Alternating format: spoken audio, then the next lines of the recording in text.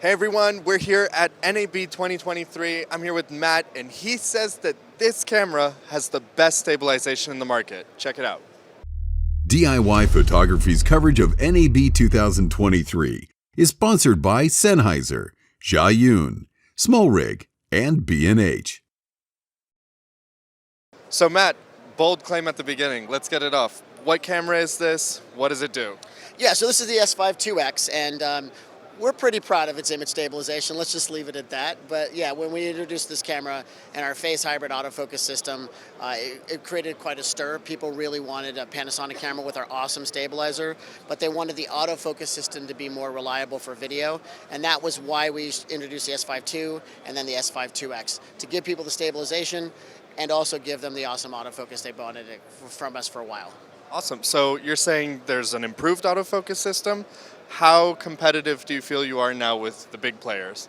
I would say we're definitely in the top three at this point, and some people will say at least number two. So we are right there with everybody else, and I think at this point we're really nitpicking as to whose autofocus is better. So now people should be able to decide more on the features that are important to them. So cameras like the S5 IIx, one of our hallmark features is something we call open gate shooting, and what open gate allows you to do is use that 3:2 aspect ratio sensor, but shoot video in that ratio. So it makes it easier for you to crop a 16:9 image out for YouTube deliverables, but it also leaves you more vertical information, so you can do your 9:16 crops for your social media content, and that way you don't have to shoot twice. So this guy's not going to have to turn the camera vertically and have to do all this all over again. Yeah, I was just thinking when you said that, my mind went straight to Anamorphic, but now that I think about it, yeah, you get a lot more latitude for doing vertical content. But speaking of that, you spoke of stabilization before we started filming here. Right.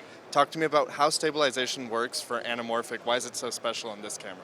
Yeah, so I think a lot of people, when they look at a camera stabilization system, they'll look at it and say, well, this looks great for my video content, and then they immediately add an anamorphic lens, and the stabilizer, because it rotates like this, see, like that, when it rotates like that, it gets out of alignment with the anamorphic element, and you look wobbly and weird. So our system actually has optimizations for the stabilizer for both 130, 133, 15, 18, and 2x anamorphic lenses. So this is really the only camera in the world with an in-body anamorphic stabilization system. Wow, that's crazy. So really geared towards like heavy video content making. The big players can use these. Sure, I think our goal was to address the hybrid market of photography. So it's a brilliant photo camera. It's going to absolutely take amazing photos. It's a 24 megapixel still camera. It does 7 frames per second burst shooting. It even has some awesome photo features like our high resolution shot mode. So we'll move the sensor 8 times. We'll take 8 samples of the image, and we will combine that into a 96 megapixel still photograph for you. And we also have our live view composite feature for that. If you want the star trails but you're in a city, we literally are compositing the image, taking multiple stills at like a second a frame, stitching them all together to give you the look of a 30-minute exposure, all done in camera. Yeah, so we have all the cool photo features, the best possible time lapse you've ever seen in a photo camera, by the way. And then we give you all the cinema tools that are necessary for a professional. So this is a professional hybrid camera. It lives in both camps equally well. Cool. And I heard you say 24 megapixels. Does that mean we get 6K?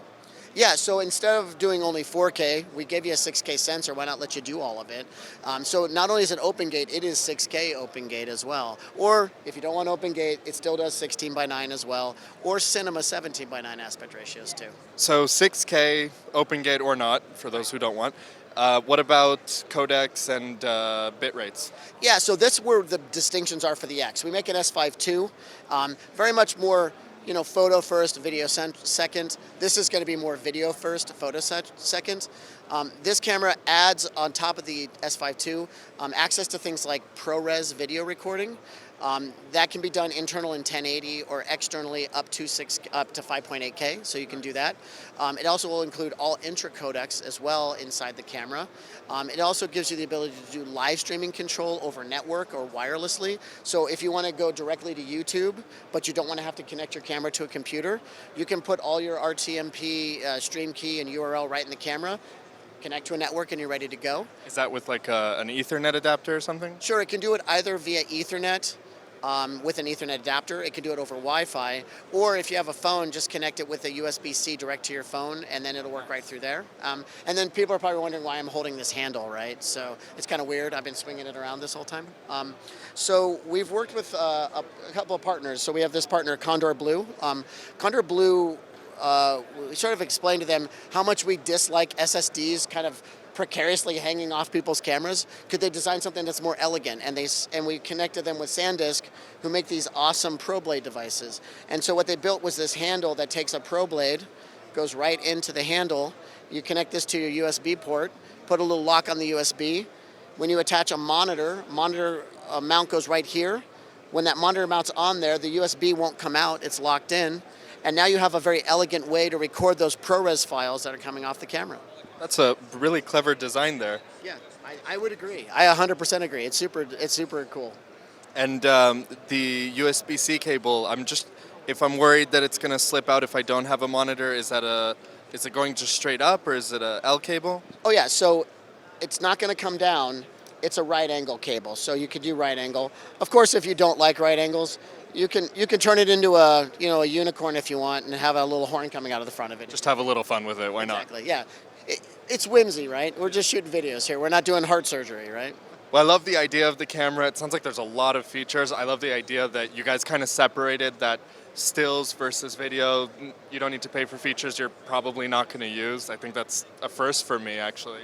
Yeah, so that's where the S5 II exists, right? Not everybody wants ProRes. Not everybody cares about having, streaming capabilities, and not everybody needs raw video over HDMI. So we said, why make you pay for them if you don't want them?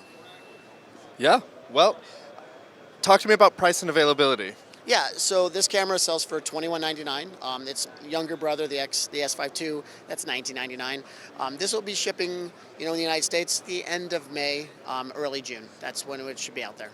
Thanks for showing us that camera, Matt. It looks awesome. Can't wait to see what everyone's going to be doing with it. Anybody who wants to follow up with us, I'm sure we'll have it on the blog when it comes out. We're going to keep touring the floor.